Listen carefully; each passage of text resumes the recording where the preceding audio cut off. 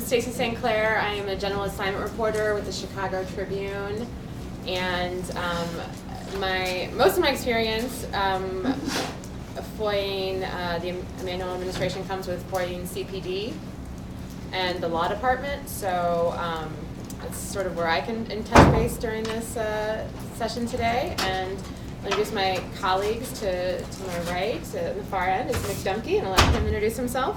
Hi, I'm Mick Dumke. I write for the Sun-Times. And you cover? I do watchdog reporting, so yeah, I've been battling with City Hall for a number of years over FOIAs. I think 2 lawsuits or 3 lawsuits so far.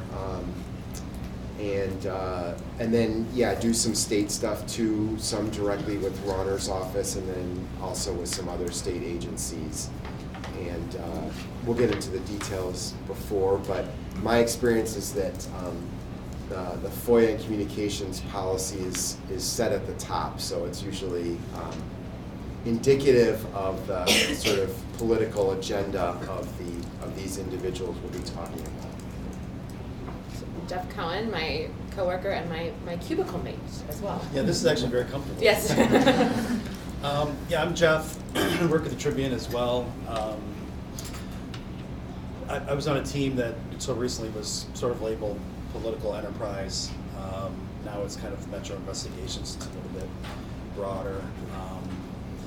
A lot of my FOIAing of Ram has also been sort of related to police lately, but also for his daily schedule, which I'm sure we'll talk about for both of these politicians. Mick, you talked about like the tone being set at the top. What tone do you feel that Mayor Emanuel is setting? Well, Mayor Emanuel came in and he vowed to offer us the most transparent government that Chicago has ever seen, which was a very carefully phrased statement because the bar is pretty low. As we were just talking about, it's in a panel across the hall, and we were just alluded to recalling the good old days when former Mayor Richie Daley, his great transparency initiative was to announce that the city was going to start posting everyone's FOIA requests online so everyone could see what everyone was asking for. And he thought this was really great and really funny. He was laughing the whole time he announced it. So Ron came in and basically said, I'm going to bring not a transparent government, but the most transparent government that Chicago's ever seen. And I think he's probably succeeded in that very narrowly defined mission. But, you know, Ram is all about, I would say, just politically speaking, he has a checklist that he likes to present to you and then say that he's checked things off the list. Whether there's any substance to anything on that list is a whole different issue, and I think, you know, Jeff and I for sure have spent a lot of time reporting on that. Stacy probably has too, you know, about if there's any substance to it. So when it comes to FOIA, the topic of discussion today, I think first of all it varies by department, but they like to say that they're complying with FOIA, they're being transparent. Whether they're actually giving you anything of substance is a whole other issue. How many times have you sued the Emanuel administration for? I think I sued the Daley administration once, and by say I sued them, I obviously had people who knew what they were doing who sued them for me. And then recently we had another one against the Emanuel administration and the police department specifically over some records, and then they once the suit was filed, they basically coughed them up and they're kind of worthless anyway. So that's getting at my other point that you know, they'll say a lot of times that they're doing something, and they technically are, but it's sometimes doesn't amount to very much. Jeff, you know a little bit about suing the Emanuel administration. You've been involved in the Tribune's coverage of the lawsuit over Ram's emails. Can you just explain a little bit about that? You guys jump in with questions whenever you want. Yeah, I mean, that was one point that I was going to make today, is I think that in a lot of ways, the front line for FOIA, especially with ROM, has really moved into the court system. There was a time, especially at the beginning of the Emanuel administration, that the Tribune especially was really cautious about suing for things like his personal emails, and that was because we were afraid of setting bad precedent. You don't want to ask a bad question, have a judge say no, and stamp it forever, and then you get no cooperation forever. So now that we've had some decisions that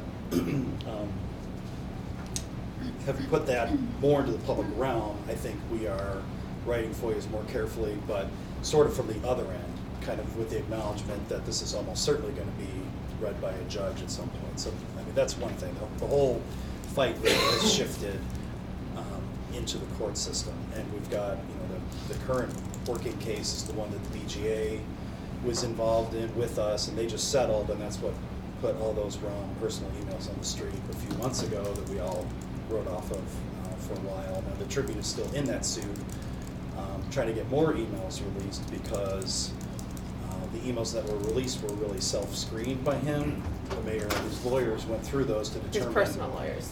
Right, to determine which of those were, quote unquote, city business. We don't feel like that's really been fully litigated when he's gotten to choose which ones to get released. So that's still pending. Speak really loud. Can you guys speak loud? You guys, the heating and cooling back here is Sure. already loud. You can speak up. Just Okay. All right, I'll start at the beginning now. Our story begins. Right. The other thing that I've been involved in personally is FOIAing for the mayor's daily calendar, which that has not led to any court action.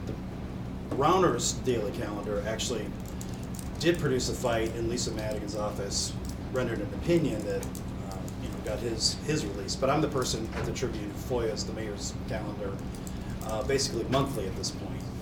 And we've kind of seen that shift as well from a lot of entries that were either redacted or it just said coffee with a friend, and now it's kind of said, basically it says nothing, it's just where he's going. And we can talk Do you about feel some like of it's that. become vague because you're FOIAing the calendar? Yeah, I think so. And to give them some points, when I first started doing it, it was a protracted fight, not in court, but just me calling, and they were, forever 3 or 4 months behind. And now they've gotten all the way up to the point where, I'll send a FOIA in at the beginning of each month, and like, for example, I already have January, and I got it like a week ago. And that said, it's not as detailed as we would like, but at least it's something. We've used that as a reporting tool lately.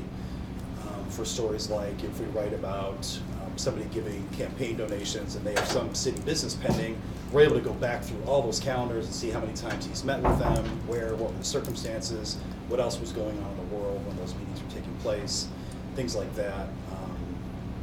Last year I did a big story about what the mayor either knew or had the opportunity to know related to the Laquan McDonald case, and that was all built off the calendars of a number of times he met with Gary McCarthy and Steve Patton and got legal briefings, and where we, what was the level of belief that we could have that he was being truthful when he said that he really learned how bad that video was with the rest of the public, which we didn't think that was probably accurate. We couldn't prove it, but at least we could say, all right, he had 30 meetings with his legal staff at the time this was exploding. So. And when I sued the Daley administration, it was over his public calendars. And Daley's calendars were much more detailed, and they're very different than Rom's are. So again, this is an example of, of how things worked. And this is because, of course, Daley never expected anyone to look at his calendar, so there was a lot of stuff on there. And then, I started asking for them near the end of his tenure because Obama started posting visitors logs of who was coming to the White House to visit with different people, and I thought it was striking that you could find more out about who was visiting the President of the United States than you could the mayor of Chicago. And they would give me like a very small sample at that time when I first asked. They would give me like a couple weeks, and then when I asked for a couple months, they fought it and litigated it, and then they started coughing it up. And came with Rom, I've never had that kind of resistance to giving it, but it sounds like, Jeff, you've encountered the same thing, you've noticed the same thing, where in the old days with Rom, it was great. The first set of calendars we got, he listed all the people that he met with. he has all these, he always says coffee with a friend or non-city lunch. But in the old, that's what he writes now. But in the old days, he wrote who he was having, who that friend was he was having coffee with, or who that non-city lunch was Or with. even the street address on Astor. The street address, and they're all donors. They're all like his big donors and all these people. Because Ron, you know, his political network is, you know, people from Wall Street basically, or people working at hedge funds. And so these are the people that these are the friends he was having coffee with. And so it was great because you could really scrape all these names and connect a lot of dots. And now, as Jeff has noted, that stuff is kind of scrubbed off the calendar. It's much less interesting than it used to be. And actually, Rauner has done the same thing. He never had the same level of detail to begin with, but I think once people started asking for the calendar, the AG's office, we and others fought for them to disclose more, and the AG's office ruled against Rauner. So now they're releasing the calendars, but there's almost nothing on it. I mean, literally, there's like almost nothing on it. The only events on it are like when he has a phone call with some of the staff people or whatever. So there are vast stretches where you just have no idea what the guy's doing. I don't know what the guy's doing anyway, but that's what Well, kind of jumping off that, though, like as the calendars become more like essentially redacted and like more vague and that, isn't there still a way to like FOIA a little tiny nugget you do get, though it's coffee with friends, so you can FOIA like the police detail that was with him to see where he got coffee with a friend, or? Yeah, I mean, it still has use. We haven't really FOIA'd any part of it that I can recall, but we've still been able to use it. For example, we did a story about a fundraiser that he had related to Let Us Entertain You, which was up to get into the airport concessions. And part of the way we figured that out was because the one address that he put in was a Let Us Entertain You restaurant. And the timing kind of worked with a bunch of donations that came in, and so then we asked the campaign for all these donations related to this event at whatever the restaurant was. But I've tried that with one little thing with Rauner's calendar where I asked for his state police detail, and it didn't bear fruit in that particular issue, but I think it's not a bad idea if you want to try to bore in more. The problem is, you know, even I have to admit the mayor is allowed to eat lunch, and you know, so if they're going to claim it's a non-city event, I mean, you get into this netherworld, so you're going to, as Jeff says, you have to kind of almost start thinking about where would this lead if the fight goes to that point, you know, because this stuff isn't really cut and dry. I mean, if he's getting a ride to a non-city lunch in a car that taxpayers are paid, you know, are funding, I guess we could ask for more information there. But if he walks to lunch, you know, then are we not allowed? I mean, it's just, he gets into some of this kind of crazy terrain, so it's probably something to think about going down the road. Yes. Do you find that reporting on changes in the way the administration responds and how much information they provide on something like, you know, the journalists might only care about the schedule, do you find that has that had any effect in the past?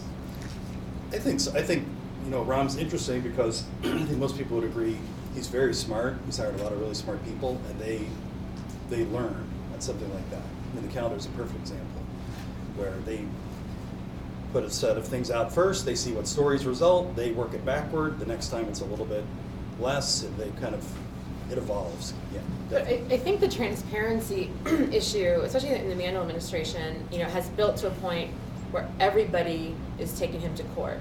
And last year, FOIA cost the city $670,000 in legal fees to the plaintiffs. And so it gets to the point where we write that story, and there is a big reaction because $670,000 can mean a lot to a school in Chicago. It can mean a lot to, you know, a police budget. So you're sort of building a case, and that's sort of how I approach, you know, my FOIA as a CPD. I go in, you know, hoping for the best and preparing for the worst, and the worst being that it will end up in court. 2 of my FOIAs in the past year have resulted in lawsuits against the city, one which we won and cost the city almost $50,000 in legal fees, and one which is still pending. And from the moment I send that FOIA, I start taking notes as to when I sent it. If CPD calls me to talk, and they don't really call me too much anymore, but if they, back in the day when it first started, they would call me, and they would say, you know, okay, we're working on this, you know, we hope to have it to you by Tuesday. I would then email that officer, that sergeant, right back and say, just to, you know, I would memorialize our conversation in writing, you know, just to confirm, thank you for your, you know, thank you for your call. I look forward to getting the documents on Tuesday, as you said. And then I create a record for when and if I have to file a lawsuit, and then that becomes part of the record. But I think your question is a good one. I mean, and you know, we've all written stories that, if not the whole story was about a FOIA denial, at least we kind of weave that in there because it can be revealing for how they do business. But you have to balance that with, yeah, I mean, how much of our sausage making is our audience interested in? You know, probably not that much unless it says something about the people we're actually writing about. It starts to look complaining too. And we did a number of stories when Ron first went into office, and the whole story was about, this is the thing that the mayor's office isn't, you know, saying. So, you know, how many of those do people want to read before it's like, you know, a bunch of come back and you actually have something. Right. No, no, Oh, me, okay. Yeah, sorry. I was gonna ask, like, how much of it do you think is understaffing the FOIA office and that creates delays versus willfully trying to hold back things and letting it forever? I FOIA CPS a lot, and I only have one FOIA officer, and they have hundreds of FOIAs, and I'm sure CPD does too. So I guess, like, how much do you expect one FOIA officer to be able to do versus they're just not complying if they want to figure it out? I try to be fair. I mean, if they say they need a little more time, I mean, honestly, I don't know about you guys, but the delays are, in most cases, are not the issue anymore. It's just like, it's just not getting it. I mean, sure, there's sometimes it's just like delay, and you're sort of at a certain point, or like, you know, they have to respond within a week, obviously, and then they'll usually, I think they're officially supposed to tell you how much time. They're actually supposed to ask you if they can get more time, and it's sort of like, well, you're asking me what.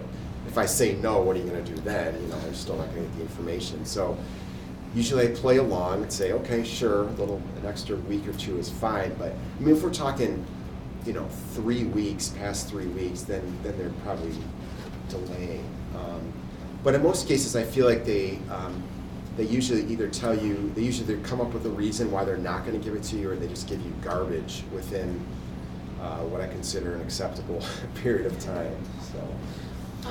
Well, and IPRA, I think, is one of those where they only have one or two people, maybe the most. And I had one recently where I know who the guy is, and I know he's overworked, and you know, I can hear Dan Hinkle behind me also yelling at the same person.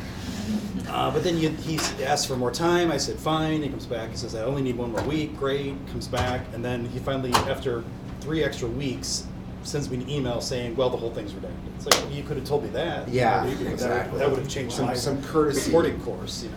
I mean, you know, one of the lawsuits I had against CPD this year was for Gary McCarthy's emails. Ron likes to dump things, as all of us know, on holidays, and he had this massive New Year's Eve dump in 2015 that I think kept all of us from our holiday plans. And in there, I saw that Gary McCarthy was using his email address after he had been terminated or fired or resigned, whatever word the person who's telling the story wants to use. And so I FOIA'd, what was he doing on his account for a month after he was fired? So I FOIA'd his entire account, and CPD ignored it, I was actually glad, because once they blew that 5-day limit, they couldn't claim overly burdensome. They had to give me the entire account. And so, you know, they said, you know, hey, we blew it, it's gonna be a lot, can you just give us some time? And so I did, and then I kept pushing them, and finally it just got to the point where the Tribune said, you know, we're not gonna wait. Because it was always like, I mean, they were like the, you know, Wimpy from Popeyes, like, I'll pay you on Tuesday for the hamburger today. It was like always next Tuesday with them. And so finally my paper said enough is enough, and we filed a lawsuit. We won. When they turned it over, the printed emails, we sued on April 29th. The printed emails had a date, the printer put a date in the bottom.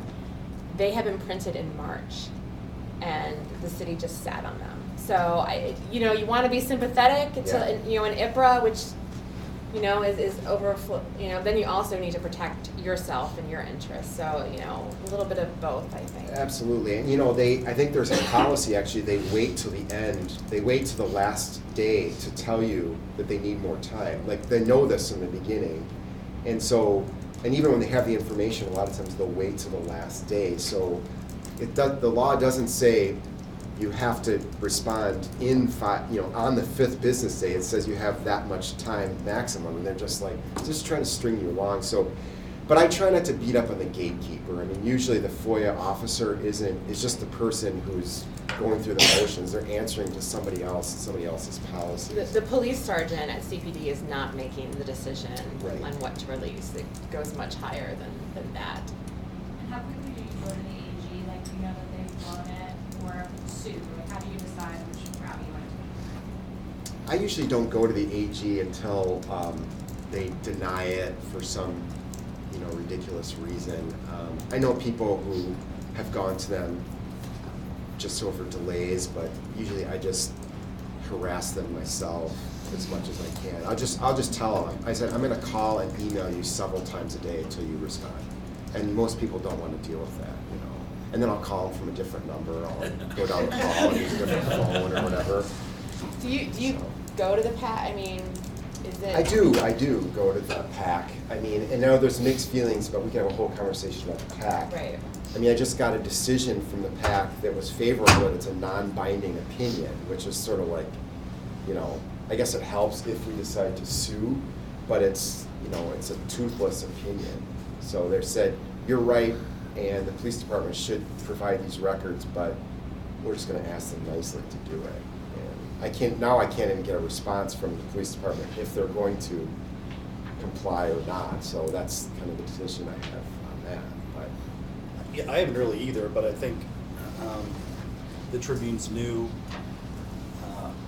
willingness to go to court has really helped us a lot. I think it's no longer assumed that we'll just complain and then roll over.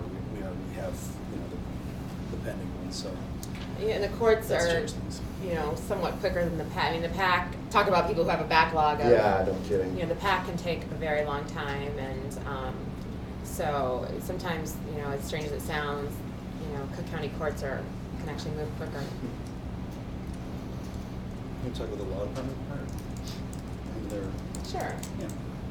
Go ahead. Well, one of our recent stories we did together was sort of a study of the law department and times that they've been challenged and penalized in court for not turning over evidence really to plaintiffs' lawyers In police misconduct in cases. police misconduct cases. But why don't you just talk about the experience of dealing with that information? That was actually a positive experience. We one day bombarded Bill McCaffrey between the two of us with 8 separate FOIAs, and he called and said, "Okay, what are you guys doing?" And so we had sort of a long, friendly conversation and explained what we wanted, and he worked with us to prioritize what we would get, and I don't think he turned down anything. No, I don't think so, but I think that's one where the fact of all the recent court action was kind of hanging over the whole thing, and when we sent that level of FOIA in there, I think they realized that that's one we'll go to the wall if we have to. Right. I mean, it was handled well, but I think that new threat is kind of influencing things. And Bill also is a person who you can actually have a conversation Yes. with, right? He's a fairly reasonable person. I mean, he answers to other people, and you can disagree with what you get from him or don't get from him or whatever, but not all the communications people or FOIA officers are the kind of people who would pick up the phone and call you and say, let's talk about this, let's talk about how I can get you what you're asking for, or how we can manage this or whatever. There are a few, but I think that's unfortunately kind of a rarity. I mean, he was smart enough to recognize that he needed to get involved with this story from the conception, because he could look at the FOIAs and know exactly where we were going with it. So, he is someone who believes that having a say in a story is important instead of waiting to the end to send a one-sentence comment. McCaffrey sort of has that sort of involved from the beginning position, which I think benefits. And like you said, not every department has that. Most of them like to wait and send like one sentence statement, and then complain the next day when the story runs that their side wasn't told.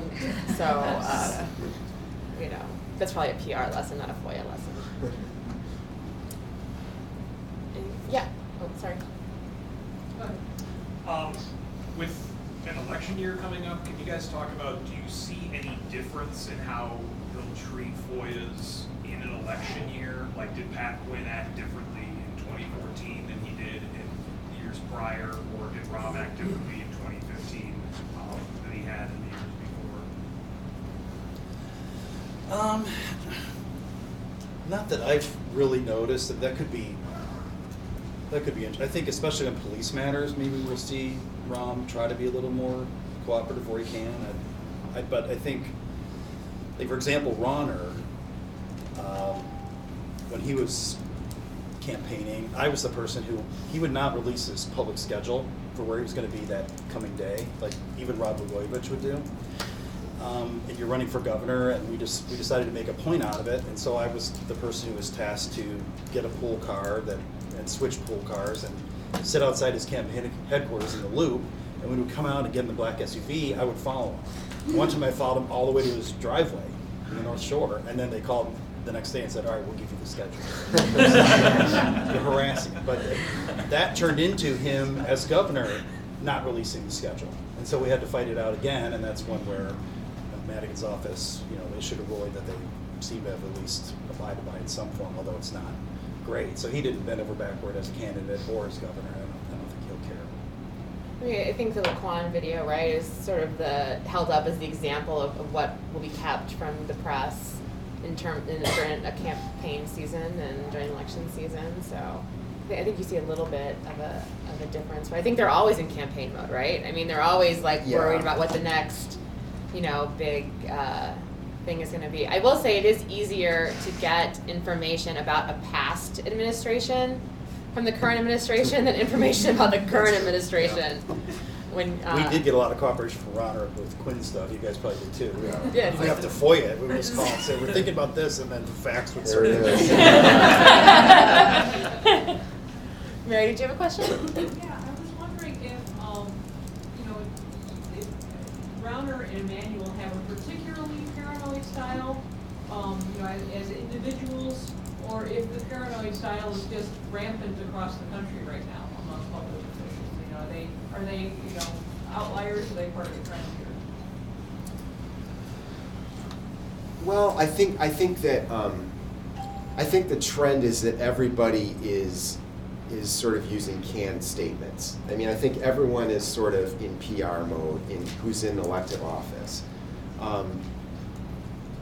That's my impression. It's just the way of the world. I mean, it used to be, you know, I think even like low-level elected officials oftentimes are hesitant to kind of speak off the cuff in any way anymore. They want, I mean, there's all these stories out right now, right, about members of Congress not appearing in public and all this kind of stuff. And when they do, it's totally canned. And if things go wrong, they're claiming that it's paid processors shipped in and stuff. So there's this whole national kind of conversation about accessibility to elected officials and whether they're actually going to be forthcoming when they do show up. So I do think that's happening. In terms of FOIA, I mean, I think I've recently sent FOIAs to like some other municipalities and counties outside of the Chicago area, and it's really striking to me. And some of them, it's just like an hour later, the stuff comes back. You know, it's just like, it's an indication, A, they didn't have that much to do, or B, they just sort of like, let's just get this off our plate and just respond, or C, good government, or all the above. You know, it's just like a totally different culture. I mean, there are those places like you go and they either don't have a website or you can't find any contact information whatsoever if it's like a really small government entity or something. But my point is that I think that it's just widely varying. I mean, a lot of places are still discovering how to deal with FOIAs at all. Where here, it's a highly professionalized, routinized place. You mentioned the Chicago Public Schools. Now, they're one of many places that it has a kind of an automated system. You go in there and you enter a FOIA, and you get an automated response back. And actually, it's kind of funny. The automated response tells you that you won't get your FOIA within a week. I mean, like even when you first send it in from CPS, it's just like, we're probably not going to get back to you within a week. They're just expecting it right off the bat.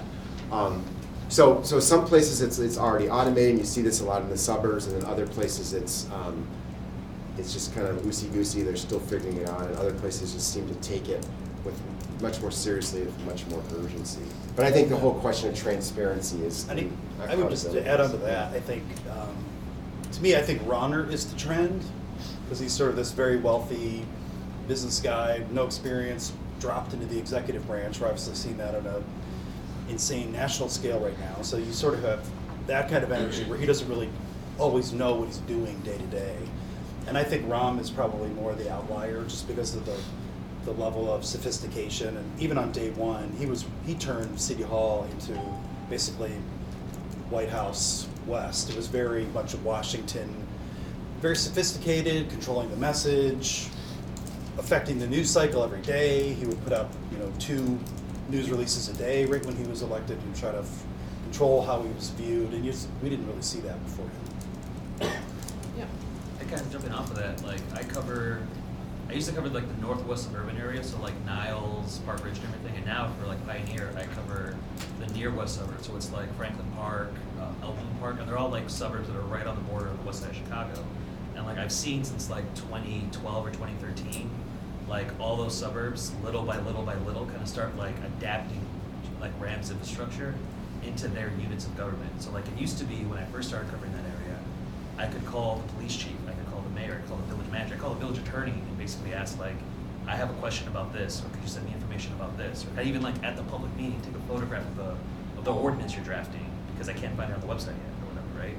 And now like I've seen more and more of them hire public relations people that are just designed to run interference to like someone who's like an assistant village engineer when you're asking about like water pipes. Like you have to go through their communication specialist. Yeah, and that's what I mean. I think that absolutely is happening a lot of places where it's just everything is through the PR machine in one way, shape, or form. People are watching their backs. Yep. Yeah, I guess in your experience, what city or state agencies or government agencies are reliable, pretty reliable with their FOIA requests, like send a request and they'll get back to you pretty reliably within a week, versus obviously like CPD and maybe CPS, because they get a bunch of FOIA requests are it's sort of up in the air. But in your experience, what agencies sort of are good with it? The law department's pretty good. The city law department. They should be their lawyers. They know what the law requires them to do. Who else?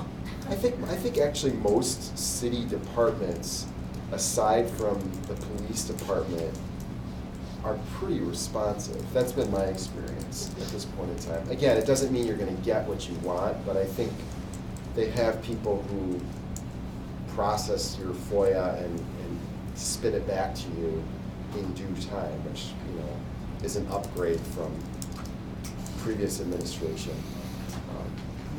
But yeah, I think it varies widely.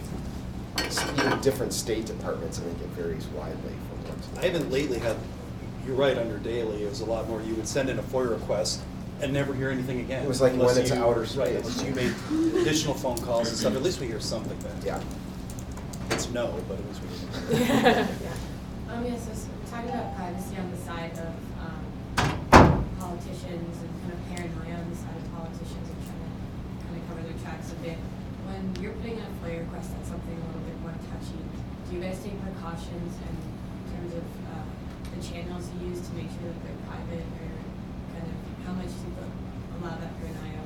Okay, I'm getting to a subject that's a little bit touchy and might irk some people. I should take these precautions to make sure that I'm not trying to get blocked by others. I mean, the most I've probably done is, send in one that has 8 questions, and the only one I care about is number 4, and stuff like that. Do you mean? Is that your question? So in terms of private channels, or if you're requesting information that might or if people want to cover it up, maybe, or potentially something like that. You would see I think we- using channels to make sure that people can send you information privately, or increasingly, I think. That Yeah, is- always. And there's, for example, I came out of beat reporting here at the 2 courthouses, and I would much rather deal with the source or get something leaked than have to deal with all of this, government apparatus. And even now, I will make calls and try to get stuff first, and before I just automatically assume it's going to be a FOIA, I will ask for the information and get up to the point where they'll say, well, now we've giving you this data for your story, but at this point now it's a FOIA. So I will try to work before running into FOIA. Yeah, I mean, if I file a FOIA and if it's something, I don't just sit there and wait for the response to come back. Like, I call everyone I know who might have something to do with those documents and say, hey, just so you know, I'm looking for this and I'm looking for that. And, with Gary McCarthy's emails, for example, someone said, well, hey, just so you know, he has 2 emails. He has, this GMAC 59 or 56, whatever it was, and he has, Gary.McCarthy. Make sure you're requesting both. And sure enough, and I did, but sure enough, all they sent back was Gary.McCarthy, and I said, well, where's the GMAC? And then Where's the GMAC? Where is the It's a question GMAC? you ask a lot, but yeah. Where's the GMAC? But they had to go back and do it. So I think you should talk to, when it's something like that, the more people who know that you're looking for those documents, the better. And sometimes it's just good diplomacy to make a call first and say, hey, I'm sending this in. Yeah, if you can get stuff another way, it's often better. I mean, Nick mentioned the posting of FOIAs. That kind of changed things a little bit, because then, for competitive reasons, that you're advertising what you're doing. When in the past, I think both papers would FOIA the FOIAs. Remember those days? Yeah. We would send in FOIA. I request a copy of any FOIA the Sun-Times has filed with your office in the last 6 months. We could do that. You guys did it too. It was done. Yeah. I never did it. You guys cover Fox Lake and the Glenwood's pull up there. Did you have any, opportunity to FOIA feedback on this topic? I wasn't in on, we have such a small suburban presence now. I don't know that we FOIA'd. I mean, there was somebody, I think, contributing, reporting to us on that. I don't know if FOIAs were involved. I just don't know. I want to say, because I sit near people who did work on it, and is a coroner up there? Yes. I think, and I know he was kind of a leaker, but I think that the autopsy, I'm pretty sure, all the medical records and things were FOIA'd because of the weirdness with the gunshot, but I don't remember how, or I don't know how it went. They were, like I said, I wasn't on the front lines either. I sit by people who were, and they did have fights over when documents were coming, what documents they would be, and then all of a sudden they just kind of came in a big dump. I remember that, late at night, like 9 o'clock at night, 10 o'clock at night. It was a pretty, Chicago move out there in Fox Lake. Yeah. There was an article that ran in the Sun-Times, I think it was maybe 2 or 3 weeks ago, about this guy named Higginbottom, who got an $11.8 million contract from the city to build houses. Could you go into a little bit, talk about that, and put you into FOIA out of that? Well, my colleague who was here for a panel an hour ago wrote that story. To be honest with you, I don't know the ins and outs of what they did. I mean, I read the story. I can't speak to it in any detail. I apologize. You could send him an email or something. Tim Novak and Bob Burgett, the chief authors of it, and I'm sure they try to help you if you could reach out to him. I'm sorry, I just don't know that much about it. Yeah. In regards to the being diplomatic, one of the things that we've had success with, you mentioned calling them and trying to get the records. Mm-hmm. We've called and asked very basic questions and they don't want to answer them. So we draft that question, and if you're unable to answer that question, please provide the following under FOIA. And then we ask for a boatload of stuff, and they go, answer the question. And we always get an answer to the question. Oh, there you go. That's a great one. Yeah, good idea. Yep. Kind of going back to gatekeepers, or like PR people for a city, how much do you kind of work with them and maybe butter them up say like, okay, I'll submit my question to you, as opposed to going to, you know, the guy who runs city water or city public utilities, and how much do you just ignore them who knows what knows the answer? Well, none of us are beat reporters, so we don't have to deal with them every day. I personally deal with spokespeople as little as possible. I mean, usually by the time, because frankly, most of them, with rare exceptions, most of them aren't really very helpful in providing you information aside from the company line, you know, aside from the press release version of what's going on. And we all do enterprise or investigative reporting, and so it's just not, most of the time it's not that helpful. I don't know if you guys. Yeah, find most of the time, different, the best investigative stories, typically, you're only calling that person at the end for Right. comment, because you already have the thing put together. But I think, like something with the law department, it was obvious it was going to be, you know, a long-term thing. We're going to have some kind of a relationship with this person, just because they could work to make our lives more miserable than, you know, they otherwise would be.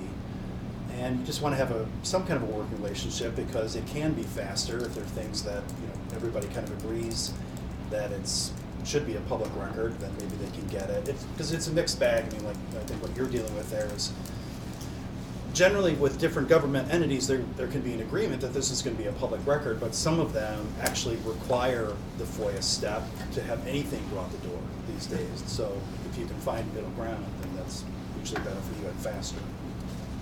But I mean, when I get a complaint about, like, IPR was one where I had the same one or two people complaining to me all the time about their workload. It's like, at the end of the, you know, finally, it's not really my problem that your agency can't fulfill FOIA requests. You know, go complain and get an assistant.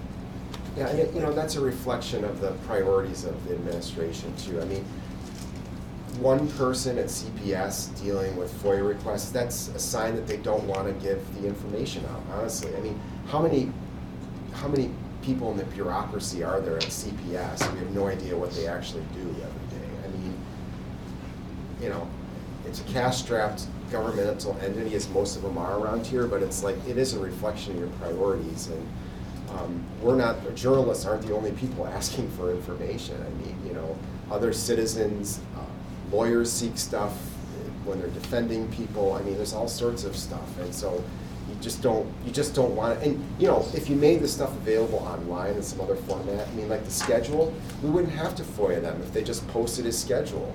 Like, you know, we know more about who Ron was meeting with when he was the chief of staff to the President of the United States than we do without it, you know, other than through FOIA, than we do now when he's mayor. So it's like you could get ahead of the curve and put more stuff out there, and then you wouldn't have to deal with FOIA at all. But making it difficult and understaffing the FOIA office, I think, is a sign of their lack of commitment to the issue. If I can address that point, I work with these fine folks, and I'm a beat reporter in transportation, and I do have to do the dance with the spokespeople, because I have to work with them all the time, because they're, they're almost like colleagues. And so I will say, hey, can you answer this question, can you answer that question, can you answer that question? And if it seems likely that they're not going to give me an answer to the question, I'll FOIA it. And recently I had a situation where the PR person was very angry with me for FOIAing something. He's like, well, I was going to give that to you. And he said, I just gave that to you, minutes ago. It was in your email. And I said, well, but you didn't give it to me until after I filed the FOIA. And I was real nice about it. And I said, we're all doing what we have to do here. So you do have to dance with them a little bit. And but ultimately you do have the power of FOIA, and they can't say no, because they're because you have to work with them every day. So it can get a little bit tricky. But usually what I do is if I have to deal with these people regularly, I will ask them for this information, and if it's not timely, then the FOIA goes. Do you have a question? Yeah. How useful is the city's website as a resource? The mayor said he was going to dump lots and lots of information in there to avoid that. Yeah, I would say the one place I'll give them credit is city contracts. I think it's pretty good. The downfall is that they post like the last 10 publicly, and that's it. Those are the ones that you can actually see. So then if you want to find one other than that, you kind of have to know what you're looking for and be able to search the company name or whatever that is. So like many of us will come in and grab a cup of coffee, and the first thing you do is refresh that thing so you can catch the next 4 or 6 or whatever it is. But at least you can search contracts and see contracts and vendor payments and stuff like that online. I think that's good. Yeah, I think the DOJ, when they came out with their report in the police department, they said that the city intentionally makes it difficult on their website to see what the settlements are. And that is actually, I think, one of their most transparent things. Exactly. But like, the DOJ was horrified by it, and here, you know, like, we're so desperate for scraps that we're like, it's pretty good, but you know, like, so because like what they do for those settlements is they do it, you know, by year, but if the lawyer gets, you know, a bite, that's a separate entry, you know, and if whoever, they break it down, so you don't get, when you look at that, you see like, oh, Laquan McDonald's family got, you know, $3 million, but really they got $5 million, but you got to go find the lawyer's fees in there, and so it's sort of purposely, you know, a puzzle you put together. There are a couple data sets that I use regularly. I mean, they do post like the city payroll. I think it's every quarter. Mm-hmm. So depending on when you're looking at it, it can be a couple months out of date, but it's there. You just have to FOIA that every single time you wanted to look at who was on the city payroll. And the reported crimes database from 2000 or 2001 up till, I think there's like a 2-week lag, so up till 2 weeks ago, is pretty good. I mean, it's not official, quote-unquote, official police statistics, but to get those, I mean, that takes a long time if you want to get detailed police data from like the research department of the police. It takes forever. So I find the reported crimes database to be a pretty helpful snapshot. You can do a lot of stuff with that. But as your question suggested, most of this data was like, you know, just whatever scraps were in the desk drawers, and you just threw it online, and it doesn't mean a whole lot. So. The payroll's great as long as you're not looking for somebody with the last name of Kelly or Murphy or any Irish last name. It's very hard to narrow down, especially if you're doing the police department. That's not stereotyping. I'm not stereotyping, but it can be very hard. There's no distinguishing in like a birth date or something that would help you determine that that is the employee that you're looking for. So.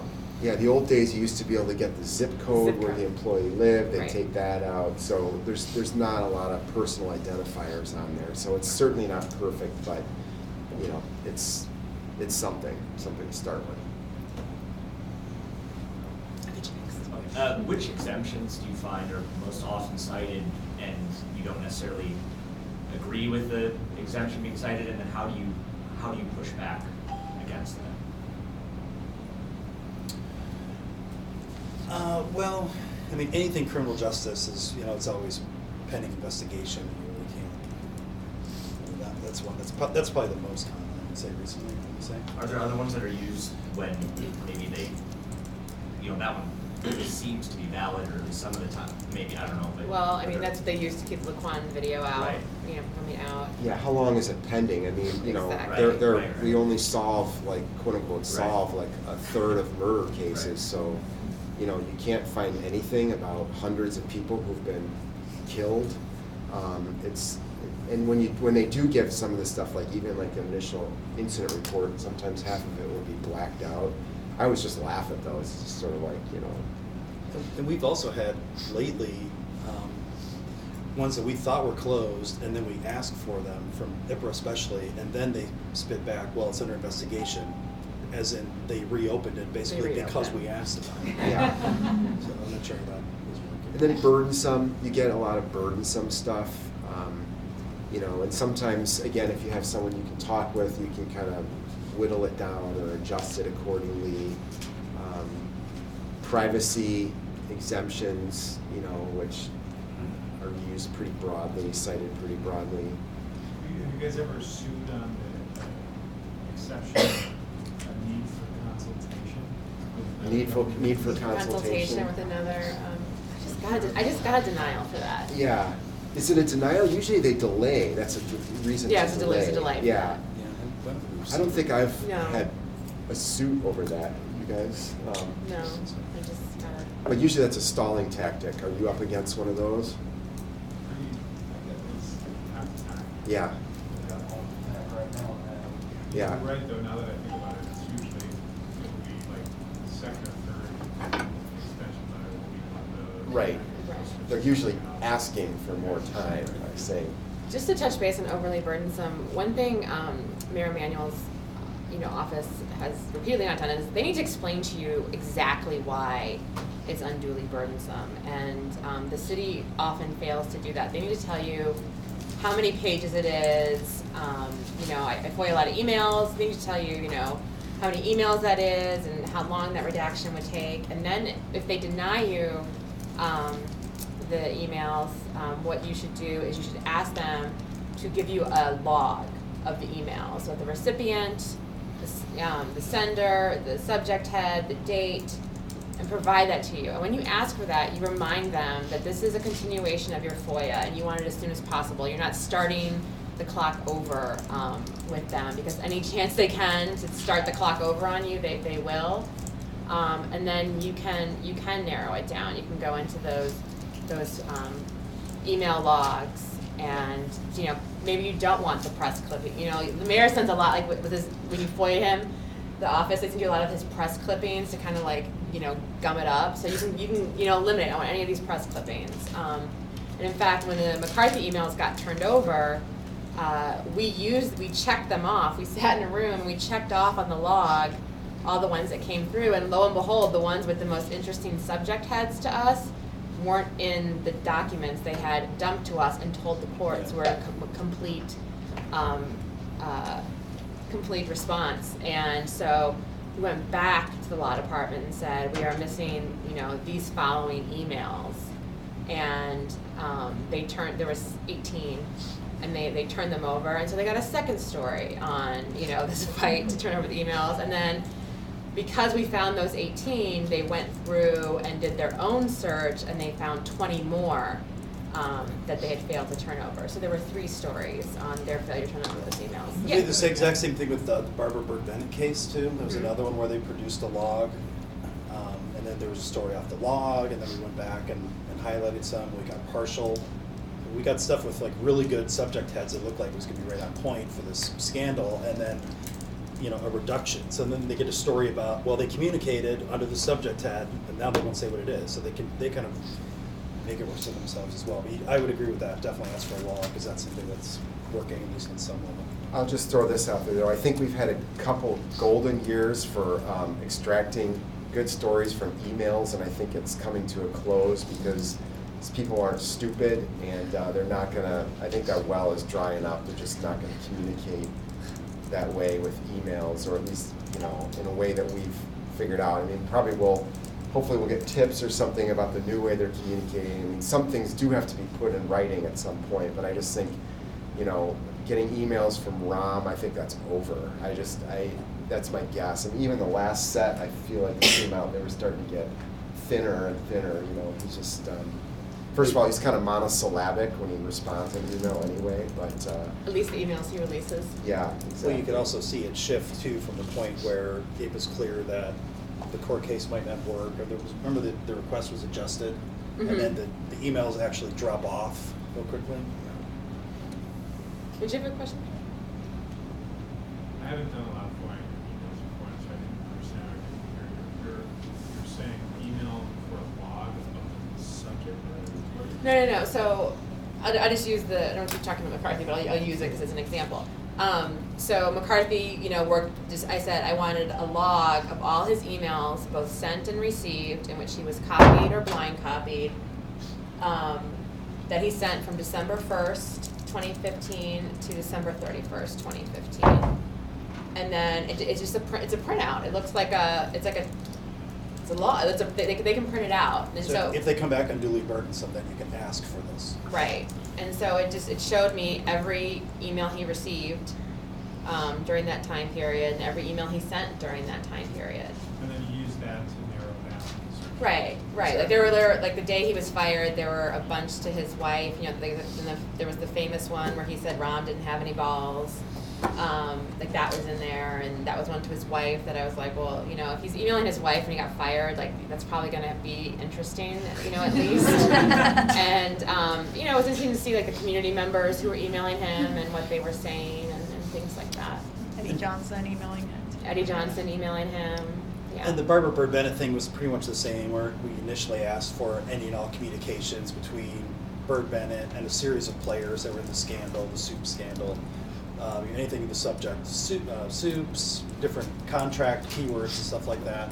And they came back with unduly burdensome. We said produce a log, because you know we don't want 70 million pages either, to be honest with you. So they at least produce a log where you could see the heading, and then we could pare that down to, well, let's see this block that was, you know, 2 days before the school board vote on the thing. That's really what we're trying to get to. So you can kind of. You said that one of the things you get the most is pending investigation in terms of reasons not to release the information. Any workarounds for that one? Hire Matt Topic. Yeah, right. Yeah, or it's, you know, if it's already in court, you know, you can try to, I mean, everybody knows how lawyers are sometimes. If it's documents that are already in a court case, you can go to lawyers and try to.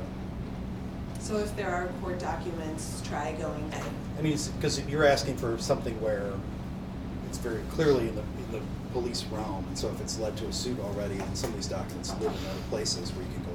Okay. Right, you can go grab the file, the court file.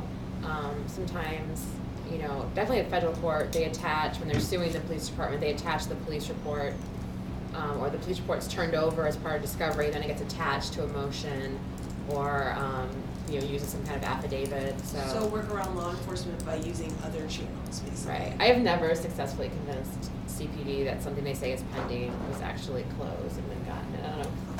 You guys have had that? No, and actually, like I so. said, stuff has been reopened because we asked. So it's, Right. I have gotten stuff where it literally, like, everything except for like the incident date is like blacked out. You know, like 3 pages of blackouts. After, as you guys mentioned, after like a 3-week delay, this is what I get. I'm like, wow, it took you 3 weeks to find a marker.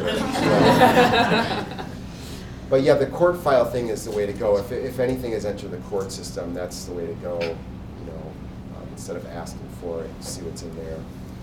Cool. Have any of you had experience with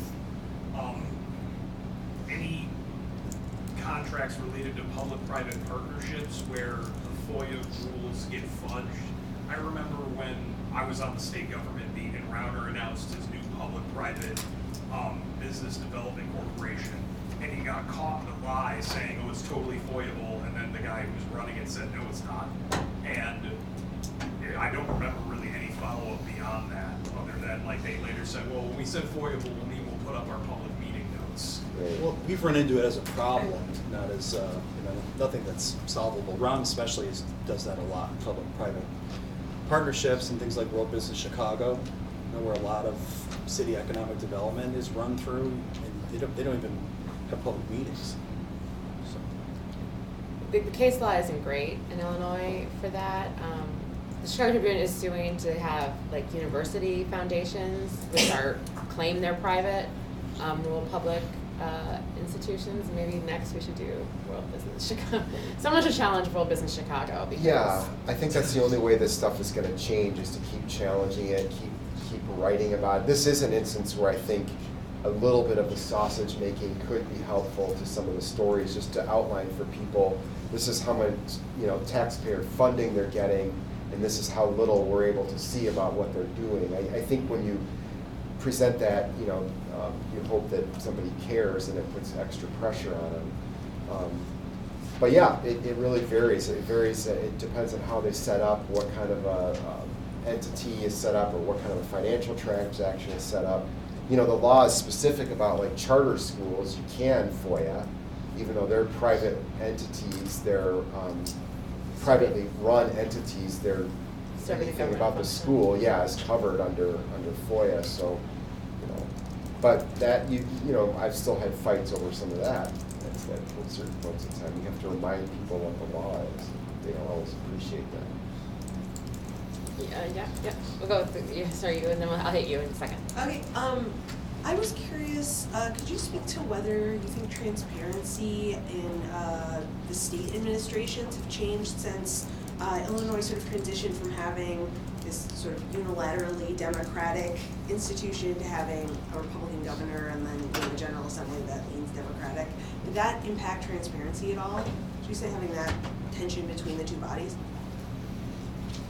Well, we're really only talking about the governor's office because with some rare exceptions, you can't FOIA members of the General Assembly or any of their doings. I mean, maybe some of their committees at some point in time, but there's wide latitude. There's like the exceptions for legislative figures, the latitude is wide. Like you can't find anything out about the functioning of Mike Madigan's office. It's exempt from FOIA. Policy making is generally exempt from FOIA, so any, if you want to know how a bill was produced and it came into law, you basically can't get any of that because it's all considered preliminary policy making stuff, so that's all exempt. So we're really just talking about the executive branch for the most part. And as we outlined before, I mean, Quinn at least I think saw his, good government was sort of part of his whole persona. That was part of his whole shtick, and with Pat sometimes it really was shtick. But Rauner doesn't care, as Jeff was talking about earlier. He answers to he's got a different political base, he's just a different guy, and so you have to kind of pressure them a little bit differently, I think. That's just a question. I don't think Mike Madigan's done anything to make FOIA stronger in Illinois. I think, the PAC has made some very favorable decisions, but I think overall the General Assembly has done nothing to make, we're still, there's nothing worse in a newsroom than the reporter who comes from Florida and is like, oh, in Florida, we could get, and then you're like, yeah, we know, you get whatever you want in Florida, So, same day we get the police report, and you're just like, okay,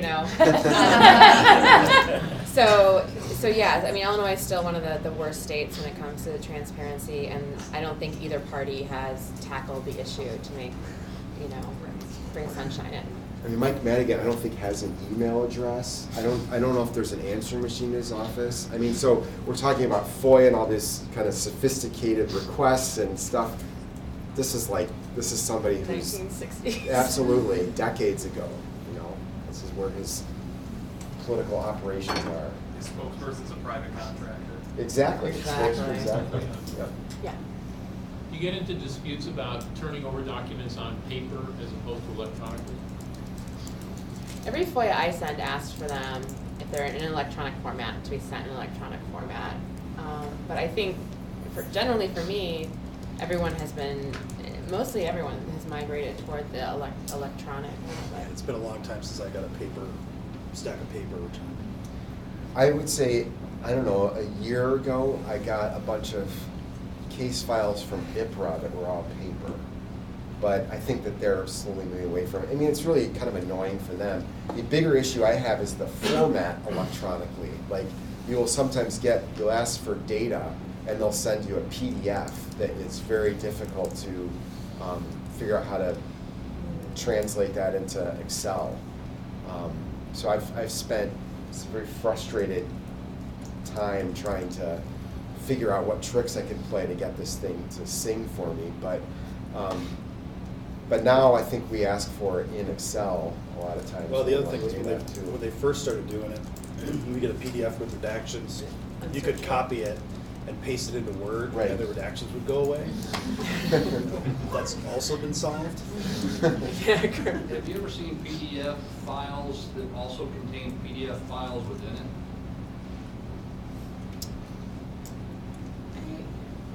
We got one from the Auditor General that had 6,500 files that were buried within PDF files.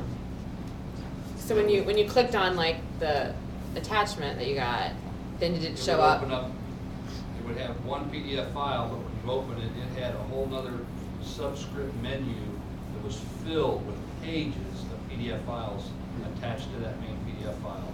And you felt they were doing that so you wouldn't Yeah, I find... only asked for 30 days of reporters' inquiries. Mhm. And I got 6,620 some pages of documents or files. I forget how many thousands of pages it was. I mean, it was Probably all unsearchable in an unsearchable format. all unsearchable. We read every one and found the missing document. I'm sure you did. Yep. Do you have any recommendations for filing FOIAs for time periods before electronic? I tried to get something from 1992 a few months ago, and CPD basically laughed in my face. Well, it depends. I mean, if you get someone who's willing to look for you. But yeah, I mean, and in fairness to them, a lot of their records are total crap from not so long ago. Yeah, up till the present. Up to the present? I can remember ancient language about, we would offer to go to whatever site to look at it ourselves. I don't know if that would help you with that, but we used to, that was like part of the built-in. Yeah, because in FOIA, you can ask for them to either provide you copies or make it available for inspection. Right? Yeah, for review on site or something. Yeah. If it ended up in an arrest, you might want to, I think you have a better chance of getting Cook County to go to the warehouse and pull it for you. Dorothy Brown's office, Melinda there can. That's an adventure too, though. That is an Their adventure. filing system is pretty crazy too. But no, I mean, I think you should just keep asking them and ask them specifically, like, what's the problem? Like, you can't find any record of this incident, or like, what is the problem? See if you can identify a little bit, get it down a little bit. Oh, Mary wants us to wrap up. So thank you guys for coming today, and we'll stick around for a few minutes if you have any questions you want to ask. Just a reminder, lunch upstairs in Casimir on 15th floor.